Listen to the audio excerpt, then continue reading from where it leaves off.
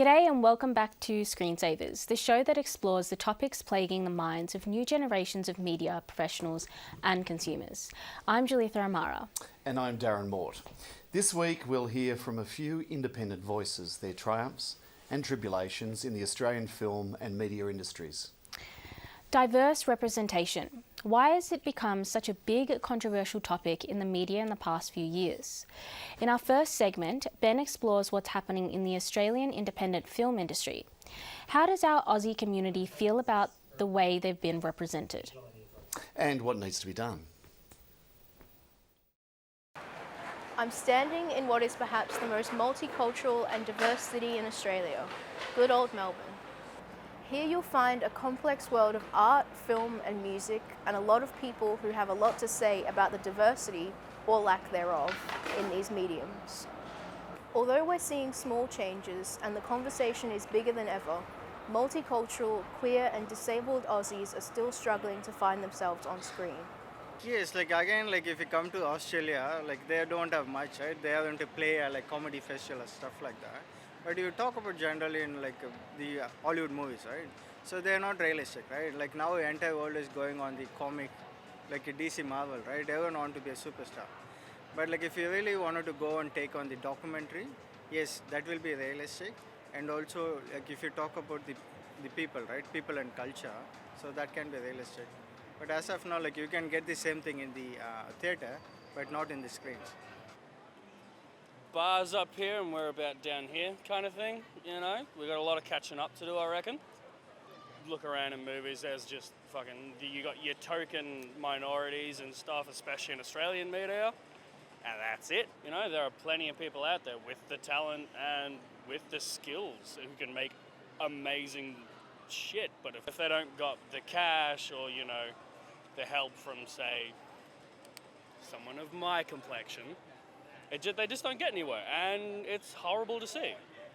So what does the journalist, author, screenwriter and performer Amal Awad have to say about the state of things and what we can do about it? You can't have genuinely diverse, authentic, rich storytelling without genuinely diverse, authentic storytellers. And you know, we're working on it. It's what I call the diversity pendulum swing, where there's no representation or bad representation to over-representation that is trying to correct that bad representation. And so what you end up with is tokenism. Now, this erasure, it's not a small thing.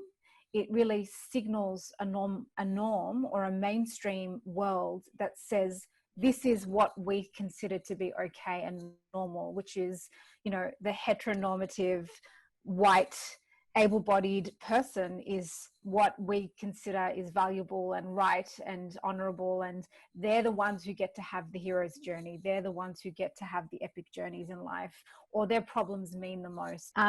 So yes, we have a problem, and you know, there are a couple of things to think about when it comes to the diversity problem. One is that we don't want to just have tick box characters who are there just to show diversity, but it doesn't really mean anything. But on the other hand, we also don't need to have stories that simply showcase a person's difference. So what we would ideally like to reach a point of is a story written by an Arab woman like me is as normal as a story written by a white person.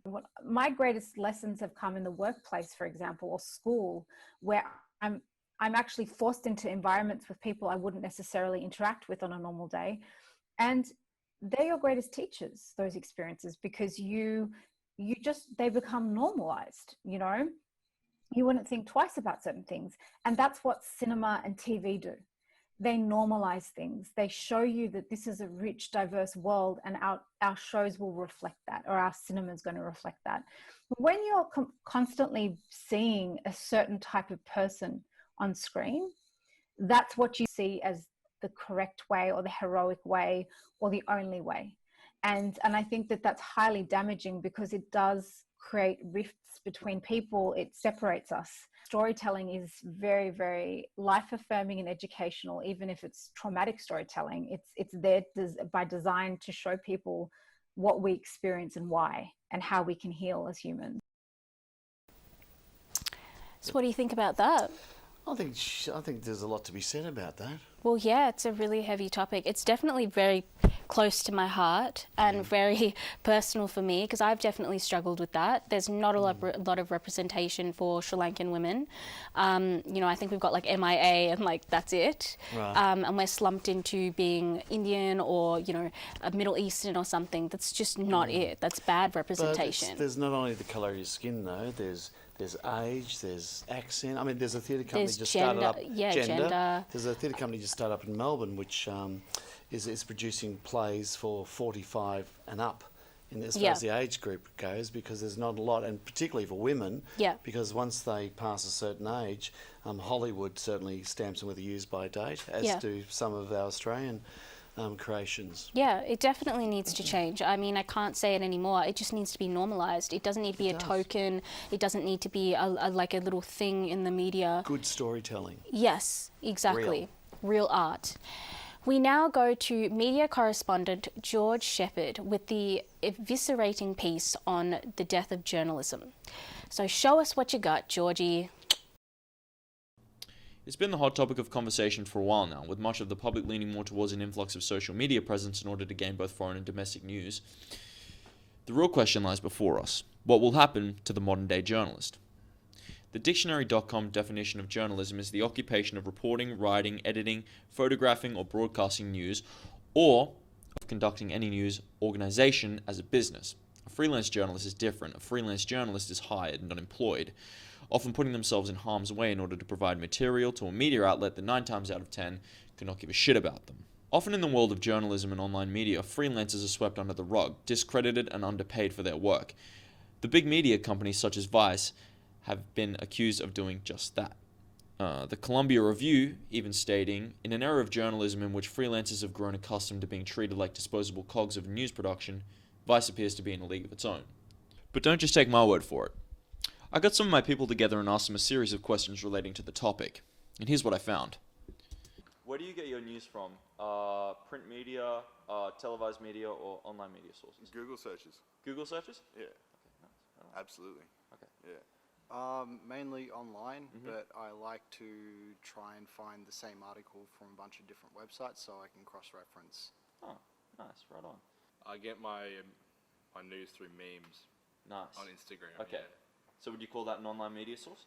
Yeah, definitely. Okay, cool. Do you think that in this modern era of technology that journalism is dying or transforming? Oh, that's tricky. You know? It's hard to explain really because like it's not dying, it's evolving, but I don't think it's evolving in the right direction.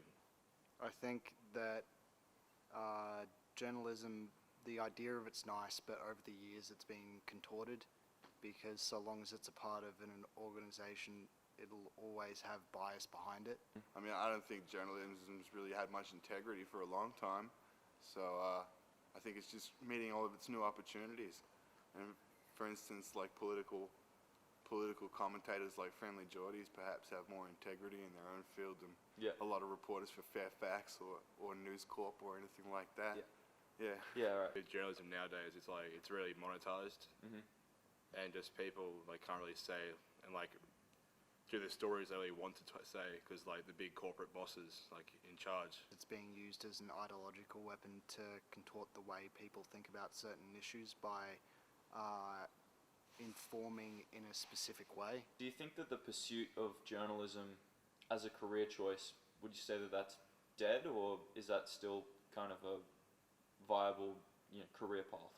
Oh, like I said, I think if you look for work in those industries, you're probably going to fall under something like News Corp or Fairfax, and that's problematic. It's definitely viable, and like if you choose like the right news company or something, it's definitely be very profitable for you.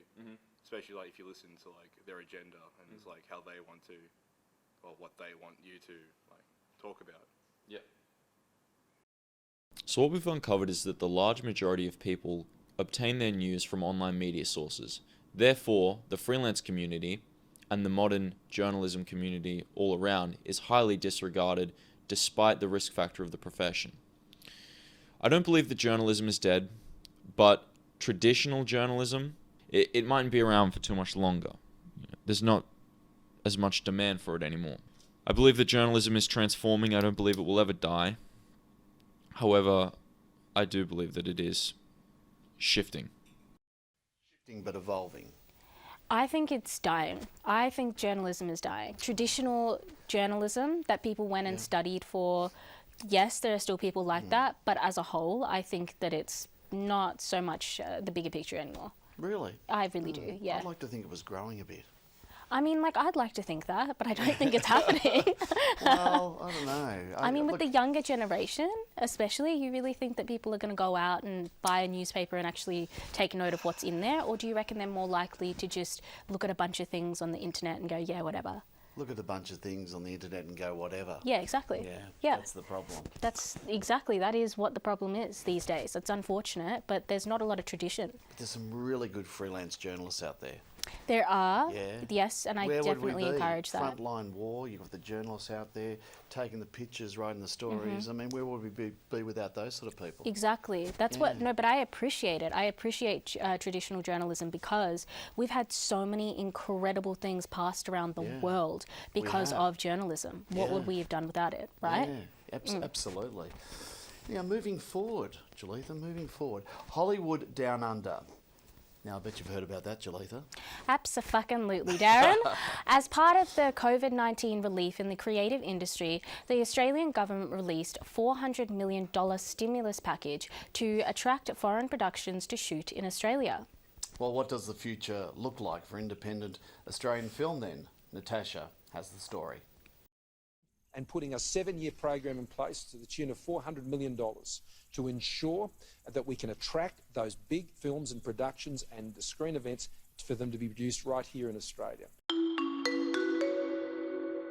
They released that $400 million just after they gave the local industry $53 million. That is a massive discrepancy. My journey to become a film researcher began when I was in undergrad. I wasn't expecting to study film, but took a couple of classes and fell in love with studying cinema. I ended up doing a PhD, which was looking at film festivals and realising that what we do with film festivals in Australia is really different here. Hi, my name is Dr. Kirsten Stevens. I'm a lecturer in Arts and Cultural Management here at the University of Melbourne, and I'm Deputy Director of the Melbourne Women in Film Festival.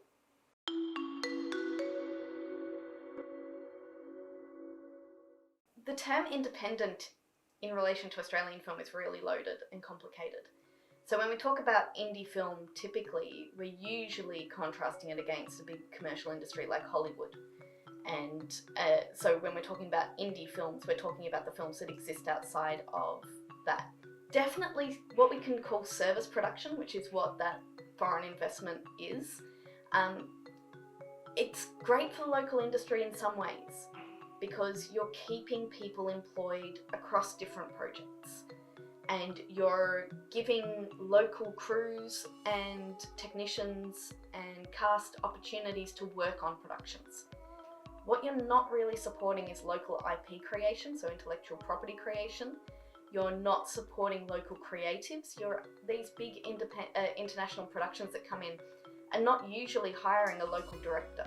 They're not usually hiring local producers, creative producers. They're not usually hiring local writing staff. Most of this creative input happens elsewhere. And that is really important sort of, I guess, talent that needs to be developed and cultivated locally, to tell local stories, to be speaking to our country, our society about what we experience, rather than telling stories from elsewhere, and typically from America. What the government really should be doing is going, no, we can attract these big international productions to give you those opportunities for those really big budget productions that are never going to happen in Australia organically. But we're also going to invest locally so that when you're not working on those and when we're not doing that, we've got something going on at home.